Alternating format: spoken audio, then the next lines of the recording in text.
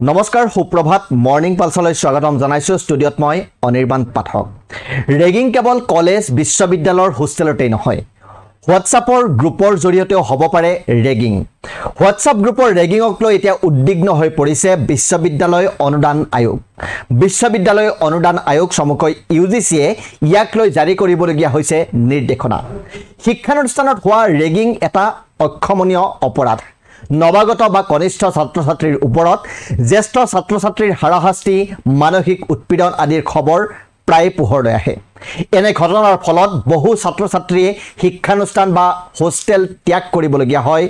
অত্যাচাৰৰ প্ৰকোপত মানসিকভাৱে ভাগি পৰে আত্মহত্যা কৰাৰ ঘটনা ঘটে এনেকুৱা বহু খবৰ প্ৰায় প্ৰকাশ পাই থাকে কিন্তু হোৱাটছএপ গ্ৰুপৰ জৰিয়তেও হ'ব পাৰে ৰেগিং বিশ্ববিদ্যালয় অনুদান আয়োগে যোৱা 8 জুলাইত দেশৰ সকলো উচ্চ শিক্ষানুষ্ঠানক আনঅফিচিয়েল হোৱাটছআপ গ্ৰুপসমূহ নিৰীক্ষণ কৰিবলৈ নিৰ্দেশ দিছে যাতে তাত কনিষ্ঠ ছাত্ৰ-ছাত্ৰীসকলক হাৰাশাস্তি কৰা নহয় ইউজিচিয়ে কৈছে যে যদি ভৱিষ্যতে এনে কাম কৰা হয় তেন্তে ইয়াক ৰেগিং বুলি গণ্য কৰা হ'ব আৰু লগতে এনে ঘটনা ঘটিলে ইয়াৰ লগত জড়িত ছাত্ৰ-ছাত্ৰী তথা শিক্ষা প্ৰতিষ্ঠানখনৰ বিৰুদ্ধে এন্টি ৰেগিং আইনৰ অধীনত কঠোৰ ব্যৱস্থা গ্ৰহণ কৰা হ'ব প্ৰতি বছৰে বহু ছাত্ৰ-ছাত্ৰীৰ পৰা এনে ধৰণৰ হাৰাশাস্তিৰ অভিযোগ লাভ কৰা বুলিও ইউজিচিয়ে প্ৰকাশ কৰে ইউজিচিৰ মতে আজিকালি বহু সিনিয়ৰে জুনিয়ৰক ব্যক্তিগতভাৱে হাৰাশাস্তি কৰাই নহয় সোশ্যাল মিডিয়া প্লেটফৰ্মৰ জৰিয়তেও হাৰাশাস্তি কৰে নতুন নিৰ্দেশনা জাৰি কৰি ইউজিচিয়ে কৈছে যে বহু ক্ষেত্ৰত জ্যেষ্ঠ ছাত্ৰ-ছাত্ৰীসকলে আনঅফিচিয়েল বা ইনফৰ্মেল হোৱাটছআপ গ্ৰুপ খুলি লয় কনিষ্ঠ ছাত্ৰ-ছাত্ৰীসকলৰ সৈতে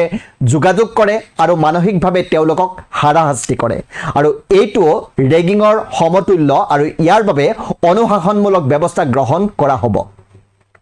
ছাত্ৰ-ছাত্ৰীৰ সুৰক্ষা আৰু অধিক শক্তিশালী কৰাৰ বাবে এই পদক্ষেপ গ্ৰহণ কৰা হৈছে বুলিও ইউজিচিয়ে প্ৰকাশ কৰিছে ইউজিচিয়ে লগতে কেতবোৰ কাৰ্যকলাপ কঠোৰভাৱে নিৰীক্ষণ কৰাটো নিশ্চিত কৰিবলৈ নিৰ্দেশ দিছে আৰু সেইসমূহ হৈছে প্ৰথমতে জুনিয়ৰসকলক সামাজিকভাৱে বৰ্জন কৰাৰ ভাবুকি দিয়াটো বন্ধ কৰা গভীৰ নিশালৈকে সাৰ পাই থাকিবলৈ বাধ্য কৰা বা অসন্মানজনক আচৰণ কৰা জাতি লিংগ বা আঞ্চলিক পৰিচয়েৰে অপমান কৰা ইত্যাদি এই সকলোবোৰ এতিয়া ৰেগিং হিচাপে ধৰা হ'ব বুলি স্পষ্ট কৰি দিছে ইউজিচিয়ে যিবোৰ অপৰাধৰ শাস্তি হ'ব ৰেগিং বিৰোধী আইনৰ অধীনত এতিয়া ইউজিচিৰ এই নতুন নিৰ্দেশনা দেশৰ বিশ্ববিদ্যালয় আৰু মহাবিদ্যালয়সমূহে কেনেদৰে কাৰ্যকৰী কৰে সেয়াহে হ'ব লক্ষণীয় আপোনালোকে চাই আছিলে মৰ্নিং পালছ আপোনাৰ দিনটো শুভ হওক ধন্যবাদ